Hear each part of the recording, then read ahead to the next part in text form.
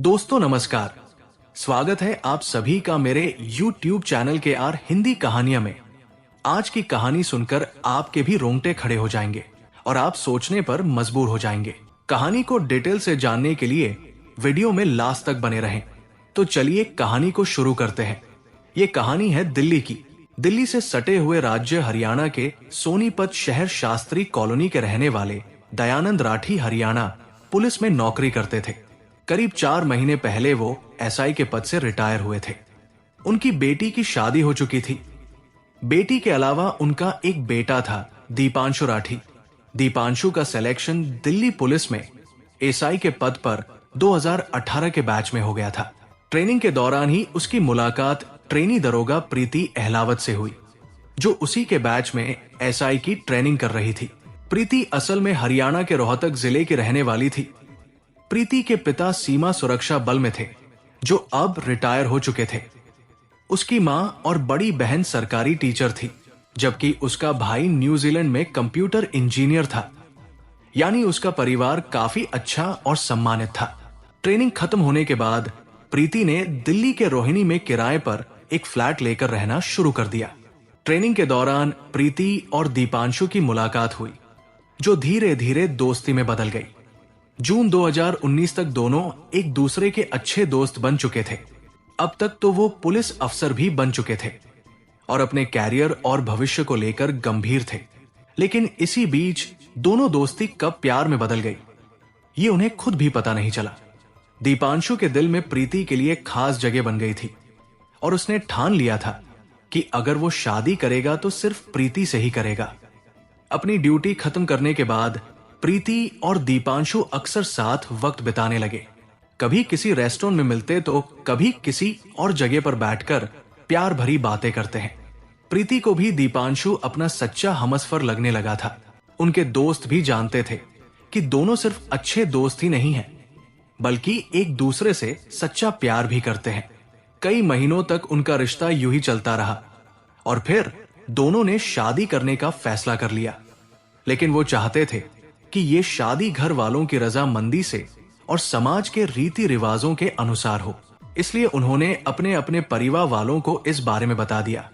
प्रीति और दीपांशु दोनों ही पढ़े लिखे और अच्छे परिवारों से थे। उनके रिश्ते को देखकर घर वालों ने भी खुशी खुशी शादी के लिए हामी भर दी। जब परिवार की इजाजत मिल गई तो दोनों की खुशी का ठिकाना नहीं रहा। दोनों अपनी हदों में रहते हुए एक दूसरे को बेइंतहा प्यार करते रहे और अपने सुनहरे भविष्य के सपने बुनने लगे। 7 फरवरी 2020 की बात है। उस दिन दिल्ली में सुरक्षा व्यवस्था पूरी तरह से चाक चौबंद थी। इसकी सबसे बड़ी वजह यह थी कि अगले दिन यानी 8 फरवरी को दिल्ली में विधानसभा चुनाव होने थे। प्रीति भी अपनी ड्यूटी पूरी करके घर जाने लगी। वो दिल्ली के रोहिणी इलाके में किराए का फ्लैट रहती थी। ड्यूटी पर वो मेट्रो से आती जाती थी। उस दिन भी वो मेट्रो से रोहिणी जाने के लिए निकल गई। रात करीब 9:30 बजे वो रोहिणी मेट्रो स्टेशन पर उतरी। वहां से वो पैदल ही अपने घर की ओर चल दी। अभी वो 50 मीटर ही चल पाई होगी कि किसी ने उसके बराबर में आकर उस पर गोलियां चला दी। प्रीति को सोचने समझने का मौका तक नहीं मिला। हमलावर ने उस पर 3 गोलियां चलाई थी, जिनमें से 2 गोलियां प्रीति को लगी और एक गोली बराबर से गुजर रही कार के पिछले शीशे में जा लगी। एक गोली प्रीति के सिर में लगी थी, जिससे वो नीचे गिर गई और ऑन स्पॉट उसकी मौत हो गई। उधर से गुजर रहे लोगों ने जब ये देखा तो किसी ने डायल 100 के नंबर पर दिल्ली पुलिस कंट्रोल रूम में फोन करके सूचना दे दी। खबर मिलते ही कुछ ही देर में पुलिस वहां पहुंच गई। पुलिस को जब पता चला कि वो युवती दिल्ली पुलिस में सब इंस्पेक्टर है तो सूचना रोहिणी जिले के डीसीपी और अन्य पुलिस अधिकारियों को दे दी गई। जिसको गोली मारी गई थी उसके आईडी कार्ड से पता चला कि उसका नाम प्रीति अहलावत है। देखने में लग रहा था कि उसकी मौत हो चुकी है। फिर भी पुलिसकर्मी आनन फानन में नजदीकी के डॉक्टर अंबेडकर हॉस्पिटल ले गए, जहां बारीकी से जांच करने के बाद डॉक्टरों ने उसे मृत घोषित कर दिया। अगले दिन दिल्ली में विधानसभा चुनाव होने थे। ऐसे में दिल्ली पुलिस की एक अफसर की गोली मारकर हत्या कर देना बहुत बड़ी बात थी। कुछ ही देर में दिल्ली पुलिस के वरिष्ठ अधिकारी हॉस्पिटल पहुंचने लगे। अधिकारियों ने घटनास्थल का निरीक्षण किया क्राइम इन्वेस्टिगेशन टीम ने भी घटनास्थल पहुंचकर आवश्यक सबूत जुटाए। मौके से गोली के 3 खाली खोखे बरामद हुए। पता चला कि मृत महिला पुलिस अफसर की ड्यूटी दिल्ली के थाना पटपड़गंज क्षेत्र में थी और वो मूल रूप से हरियाणा के रोहतक जिले की रहने वाली थी। पुलिस के सीनियर अधिकारियों ने इस घटना को बहुत गंभीरता से लिया।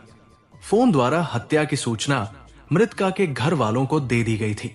इस केस को खोलने के लिए तेज तर्रार पुलिस अधिकारियों को लगा दिया गया। जिस जगह पर एसआई प्रीति को गोली मारी गई थी, पुलिस ने रात में ही उस क्षेत्र में लगे सीसीटीवी कैमरों की फुटेज निकलवाई। फुटेज को गौर से देखा गया तो उसमें एक युवक संदिग्ध अवस्था में दिखाई दिया। पता चला कि जब देनी महिला दरोगा प्रीति अहलावत रोहिणी मेट्रो स्टेशन से उतरकर अपने घर की ओर जा रही थी, तभी एक युवक उसका पीछा करने लगा। कुछ दूर चलने के बाद वो तेजी से उसके पास आया और अचानक गोली चला दी। इसके बाद वो तेज कदमों से चलता हुआ कुछ ही दूरी पर खड़ी एक कार के पास गया और वहां से फरार हो गया। पुलिस ने तुरंत मामले की जांच शुरू की। सबसे पहले प्रीति के थाने के पुलिसकर्मियों और उसके माता पिता से बात की गई ताकि घटना का कुछ सुराग मिल सके। पूछताछ के दौरान पता चला कि प्रीति और दिल्ली पुलिस के ही एसआई दीपांशु राठी के बीच काफी अच्छी दोस्ती थी, लेकिन पिछले कुछ दिनों से प्रीति ने उससे दूरियां बना ली थी। अब ये दूरियां क्यों बनी, इस बारे में कोई ठोस जानकारी पुलिस को नहीं मिल पाई। 26 साल की एसआई प्रीति अहलावत की हत्या के पीछे कहीं दीपांशु का हाथ तो नहीं, ये पता लगाना जरूरी था। पुलिस ने रात में ही दीपांशु के बारे में छानबीन शुरू कर दी।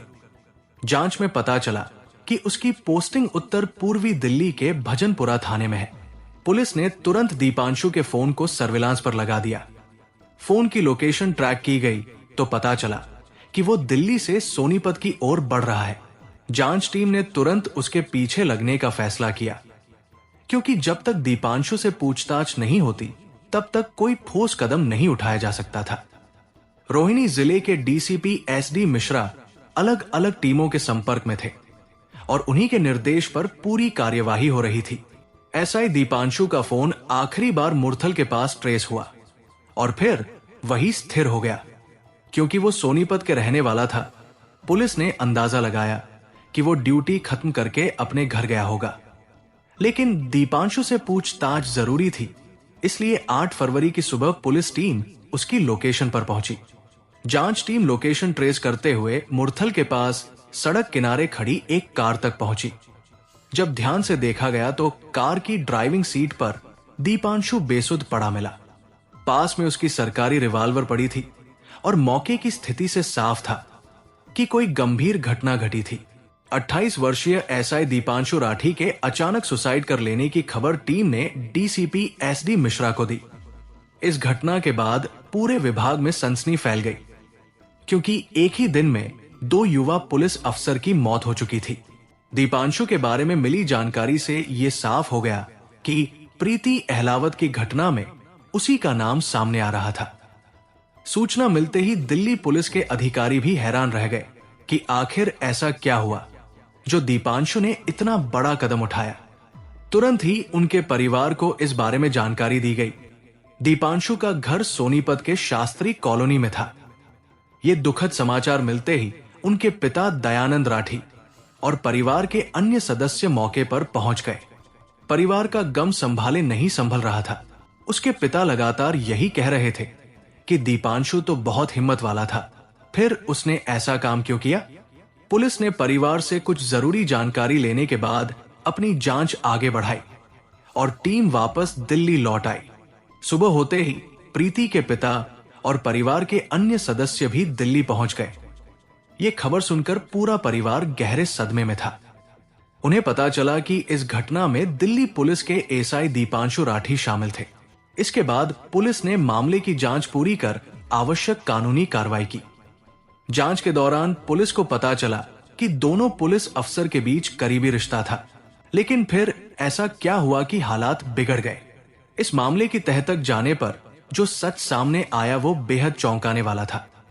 शादी की बात पक्की होने के बाद दीपांशु और प्रीति के मिलने का सिलसिला और बढ़ गया, लेकिन अब दीपांशु के बात करने का अंदाज पहले जैसा नहीं रहा। वो धीरे धीरे प्रीति पर पति जैसा हक जताने लगा। छोटी छोटी बातों में टोकना, फैसलों में दखल देना, ये सब उसकी आदत में शामिल होता गया। शुरुआत में प्रीति ने इसे नजरअंदाज किया, ये सोचकर कि शायद प्यार में ऐसा होता है। लेकिन जब दीपांशु की ये आदत कम होने के बजाय और बढ़ने लगी तो प्रीति को ये सब चुभने लगा। उसे लगने लगा कि शादी से पहले ही अगर ऐसा करता है तो बाद में क्या होगा। धीरे धीरे प्रीति के मन में सवाल उठने लगे, क्या ये वही दीपांशु है जिससे वो शादी करने के सपने देख रही थी। प्रीति के मन में अब साफ हो गया था कि दीपांशु का रवैया शादी के बाद और ज्यादा सख्त हो सकता है। वो अभी से उस पर अधिकार जताने लगा था, तो शादी के बाद शायद उसे हर छोटी बड़ी बात के लिए हिसाब देना पड़े। ये सोचकर प्रीति ने फैसला कर लिया कि अब वो दीपांशु से शादी नहीं करेगी। उसने ठान लिया कि अभी रिश्ता तोड़ देना ही बेहतर है, बजाय इसके कि वो पूरी जिंदगी एक ऐसे इंसान के साथ बिताए जो उसकी आजादी और फैसलों का सम्मान ना करे। अब सवाल यह था कि दीपांशु को यह बात कैसे बताए। दीपांशु को यह उम्मीद नहीं थी कि प्रीति इस तरह से रिश्ता तोड़ देगी। वो बार बार उसे समझाने की कोशिश करता, लेकिन प्रीति अपने फैसले पर कायम रही। उसने साफ कह दिया कि अब वो आगे इस रिश्ते को नहीं बढ़ाना चाहती और दीपांशु को अपनी जिंदगी से पूरी तरह निकाल देना चाहती है। प्रीति ने दीपांशु का नंबर अपने फोन में विकिपीडिया के नाम से सेव कर रखा था, ताकि अगर गलती से कॉल आ भी जाए तो किसी को शक ना हो। लेकिन अब उसने न सिर्फ दीपांशु से मिलना बंद कर दिया, बल्कि फोन पर बात करना भी पूरी तरह छोड़ दिया। दिसंबर 2019 तक दीपांशु समझ चुका था कि प्रीति अब उसके साथ कोई रिश्ता नहीं रखना चाहती। लेकिन क्या वो इस बात को इतनी आसानी से कबूल कर लेगा? दीपांशु को प्रीति की यादें बेचैन करने लगी। वो उसे किसी भी हाल में वापस पाना चाहता था, लेकिन प्रीति ने साफ मना कर दिया था। जब उसने फोन किया तो प्रीति ने उठाया ही नहीं। बार बार कॉल करने के बाद भी कोई जवाब नहीं मिला।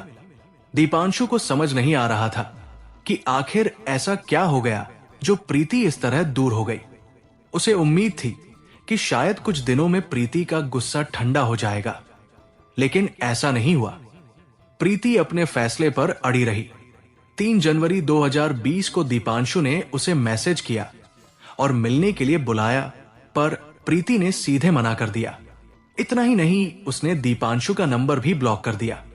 यह देखकर दीपांशु का दिल टूट गया, लेकिन वो इतनी आसानी से हार मानने वालों में से नहीं था। प्रीति की पोस्टिंग पटपड़गंज इंडस्ट्रियल एरिया थाने में थी और दीपांशु भजनपुरा थाने में तैनात था। जब फोन और मैसेज से बात नहीं बनी तो दीपांशु खुद प्रीति के थाने पहुंच गया। उम्मीद थी कि आमने सामने बात करने से शायद मामला सुलझ जाए, लेकिन प्रीति ने उसे साफ मना कर दिया और मिलने से इनकार कर दिया। दीपांशु के लिए यह झटका बहुत बड़ा था। जिसे वो अपनी जिंदगी समझ बैठा था, वही अब उससे पीछा छुड़ाने में लगी थी। उसे समझ नहीं आ रहा था कि अचानक ऐसा क्या हो गया जो प्रीति ने उसे पूरी तरह नाता तोड़ लिया। वो किसी भी तरह उसे मनाना चाहता था, लेकिन हर बार उसे नाकामी ही मिल रही थी। प्रीति का ये बदला हुआ अंदाज दीपांशु को अंदर से तोड़ने लगा था। दीपांशु को अच्छे से पता था कि प्रीति अपनी ड्यूटी खत्म करके किस रास्ते से रोहिणी वाले फ्लैट पर जाती है। वो उसकी हर रोज की दिनचर्या जानता था। घटना से 2 दिन पहले दीपांशु किसी केस के सिलसिले में उत्तर प्रदेश गया था। जाते वक्त उसने थाने से सरकारी पिस्टल भी साथ ले ली थी। आमतौर पर ड्यूटी खत्म होने के बाद हथियार जमा कर दिया जाता है, लेकिन इस बार उसने ऐसा नहीं किया। उसकी इस लापरवाही के पीछे एक गहरी साजिश थी। वो इस पिस्टल से अपनी खतरनाक योजना को अंजाम देना चाहता था। 7 फरवरी को दीपांशु ने अपनी ड्यूटी पूरी करने के बाद अपनी कार से रोहिणी मेट्रो स्टेशन पर पहुंचकर उसे सड़क किनारे खड़ा कर दिया। फिर वो एक जगह खड़ा होकर प्रीति के आने का इंतजार करने लगा, क्योंकि उसे अच्छे से पता था कि प्रीति ड्यूटी खत्म करने के बाद 9:30 बजे तक मेट्रो स्टेशन पहुंच जाती थी। 9:30 बजे के करीब जैसे ही प्रीति मेट्रो स्टेशन से उतरकर अपने फ्लैट की ओर पैदल चलने लगी, दीपांशु ने उसका पीछा करना शुरू कर दिया। फिर वो उसके पास पहुंचा और अचानक अपनी सर्विस रिवॉल्वर से 3 फायर कर दिए। इनमें से एक गोली एक दूसरी कार के पीछे के शीशे को चीरते हुए निकल गई और दूसरी गोली जो प्रीति के सिर में लगी थी उसी से उसकी मौत हो गई। वारदात को अंजाम देने के बाद दीपांशु अपनी कार में बैठा और घर की ओर रवाना हो गया। मुरथल के पास पहुंचने के बाद उसने खुद को गंभीर रूप से घायल कर लिया। पोस्टमार्टम रिपोर्ट में यह पुष्टि हो गई कि दोनों की मौत उसी सरकारी पिस्टल से हुई जो दीपांशु को थाने से जारी की गई थी, क्योंकि दीपांशु ने खुद को भी नुकसान पहुंचा लिया था। पुलिस ने मामले की जांच पूरी करने के बाद इस फाइल को बंद कर दिया। दोस्तों, इस कहानी को सुनाने का उद्देश्य किसी का दिल दुखाना नहीं है, किसी को परेशान करना नहीं है, बल्कि आपको जागरूक करना है और आपको सचेत करना है ताकि आप लोग सतर्क रहें और सावधान रहें। तो दोस्तों, कैसी लगी ये स्टोरी कमेंट जरूर करें, वीडियो को लाइक करें और अपने दोस्तों को शेयर भी करें। और आपसे गुजारिश है कि मेरे चैनल को सब्सक्राइब जरूर करें। फिर मिलेंगे ऐसी ही किसी सच्ची स्टोरी के साथ। तब तक के लिए धन्यवाद।